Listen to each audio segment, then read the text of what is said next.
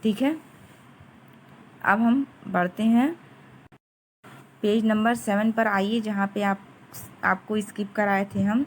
अब यहाँ पे दिया हुआ साहित्य। अब तक आपने भाषा, बोली, लिपि, व्याकरण के बारे में जाना। अब हम साहित्य के बारे में जानेंगे।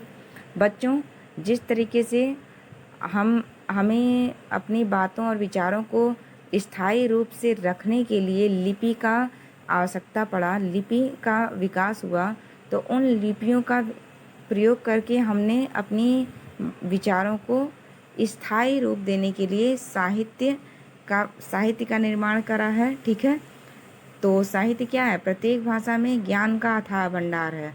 साहित्य एक संचित कोश को साहित्य बोलते हैं। मतलब पहले के लोग अपने बातों और विचारों को, जिसमें ग्रंथ में, साहित्य में, कविता में, गद्य में, पद्य में, तरीके तरीके से, कहानी में, नाटक में, लेखन में लिपिबद्ध करके रखा गया है, उसे ही हम साहित्य कहते हैं। इसीलिए हम साहित्य को यहाँ पे क्या कहते हैं, क्या कह रहे हैं? ज्ञान का संचित कोश। क्या कह रहे हैं? ज्ञान का संचित कोश या ज्ञान का अथाह भंडार। ठीक है, साहित्य दो प्रकार के होते हैं। कौन कौन से? गद्य साहित्य और पद्य साहित्य। गद्य साहित्य के अंतर्गत सामान्य रूप से बोलचाल की भाषा का प्रयोग करके हम अपने विचारों को व्यक्त करते हैं, उसको हम गद्य साहित्य बोलते हैं, जिसमें कहानी, नाटक, निबंध, उपन्यास, संस्मरण, जीवनी, यात्रा वृत्तांत, पत्र लेखन इत्यादि ये सारी चीज़ें आ जाती हैं। अब यहाँ पे देखिए, कुछ गद्यकारों के नाम भी लिखे हुए हैं, कुछ ऐसे साहित्यकारों के नाम भी लिखे हुए हैं, जिसको आप पढ़ सकते हैं। ठीक है, मुंशी प्रेमचंद है, जयशंकर प्रसाद है, महादेवी वर्मा है, और इन लोगों की ये रचनाएं हैं। पद्य साहित्य में इसके अंतर्गत तुकबंदी अथवा लय द्वारा अपने विचार व्यक्त किए जाते हैं। मतलब कि इसमें आपकी अपनी बातों को स्पष्ट रूप से न कह करके उनको लयात्मक तरीके से, रागात्मक तरीके से लिखा गया रहता है, और तुकबंदी यानी कि छंदबद्ध तरीके से लिखा गया रहता है, जिसमें कि जैसे राइम वर्ड्स होते हैं कि सबसे तुकबंदी मतलब कि अंतिम वर्ड जो है कि मैच करते हुए रहें। ठीक है, उसको तुकबंदी कहते हैं। तुकांत, अतुकांत, इसमें कविता, दोहा, चौपाई, सोठा, छंद, कुंडलियाँ, पद्य ये सारी चीज़ें आ जाती हैं।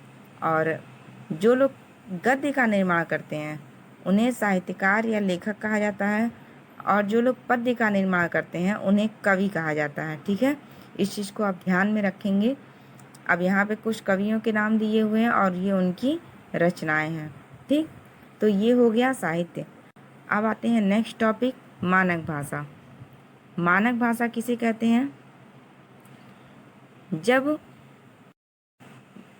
जब बोलियां जैसे हमारे भारत में बोली जाती हैं, तो आपको मैंने अभी बताया है कि भारत में बहुत सारी विभिन्नताएं हैं और जातियां हैं, जिनके अनुसार बहुत सारी बोलियों का भी यहाँ पे प्रयोग होता है, और उन बोलियों से तरह तरह की लिपियों का भी प्रयोग होना शुरू हो जाता है, जिससे हमारी भाषा क्या है, वह प्रभावित होती रहती है। कहीं से कुछ और कहीं से कुछ, किसी भी तरीके की ध्वनि, किसी भी तरीके की लिपि यहाँ पर आ जाती है, तो हम धीरे धीरे उनको अपने साथ प्रयोग करने लग जाते हैं। लेकिन हमें हमेशा इस चीज़ का ध्यान रखना चाहिए कि कौन सा भाषा का शुद्ध रूप है। तो इसके लिए एक नियम बनाया गया है, जिसमें शिक्षाविद और विद्वान वे निश्चित करते हैं कि कौन सी भाषा किस रूप में लिखी या पढ़ी जाएगी, और किस रूप में उसका क्या सही रूप है, वही भाषा का मानक रूप होता है। जैसे कि अब यहाँ पे बंदर में न कैसे लिखा हुआ है, तो यह न मान करके विद्वानों ने अंक की बिंदु को न बंदर माना है। ठीक है, तो ये सारी चीज़ें यहाँ पर हैं। जैसे कि आधा द के नीचे न लगा करके पूरा द लगाकर हलंत लगाना है। ठीक है, पहले विद्या में द और ध को मिला करके लिखते थे, अब उसको पूरी तरीके से लिखना है। तो ये चीज़ें मानक भाषा के अंतर्गत विद्वानों ने निश्चित करी हुई हैं, जिसको हम लेकर के चलते हैं। और ये समय समय पर नई नई चीज़ें भाषा में परिवर्तित होती रहती हैं, क्योंकि जिस तरीके से शिक्षाविद और विद्वान बताते हैं, हमें उस तरीके से लेकर के चलना पड़ता है। तो ये हो गई मानक भाषा।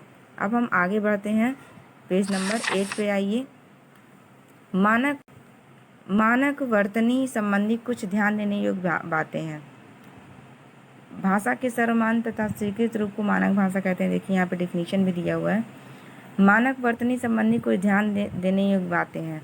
अब इसको आप पढ़ लेंगे, ठीक है। ये यहाँ पे आपकी कोर्स में नहीं है, आप मानक भाषा के बारे में कुछ ज़्यादा जानेंगे। अब ये सारी चीज़ें जो दी हुई हैं ये आपकी बड़ी कक्षाओं में प्रयोग होने वाली चीज़ें हैं, इसको आप रहने दें। अब इसको पढ़ लें। ये 22 भाषाएं हैं जो हमारे भारतीय संविधान में ली गई हैं, जो भारत में बोली जाती हैं, ठीक है। अब हम आते हैं मातृभाषा पे। मातृभाषा क्या होती है? मातृभाषा वह भाषा होती है जिसे बच्चा सबसे पहले अपनी माँ से सीखता है। जैसे अगर आपके परिवार में माँ बांग्ला बोलती है, पिता बांग्ला बोलता है, तो बच्चा भी बांग्ला ही सीखेगा। अगर आप अंग्रेजी बोलते हैं तो बच्चा भी क्या है, अंग्रेजी सीखेगा। तो वही उसकी मातृभाषा कही जाएगी, ठीक है। यानी कि परिवार में और प्रांत अपने घर में रहने वाले यदि घर में रहने वाले लोग यदि गुजराती बोलते हैं तो उसका बच्चा भी वहाँ उनका बच्चा भी गुजराती ही बोलेगा और गुजराती उनकी मातृभाषा होगी, ठीक है। इस तरीके से हर एक प्रांत और देशों में रहने वाले लोगों की अलग अलग और भिन्न भिन्न मातृभाषाएं होती हैं। अब नेक्स्ट है राजभाषा।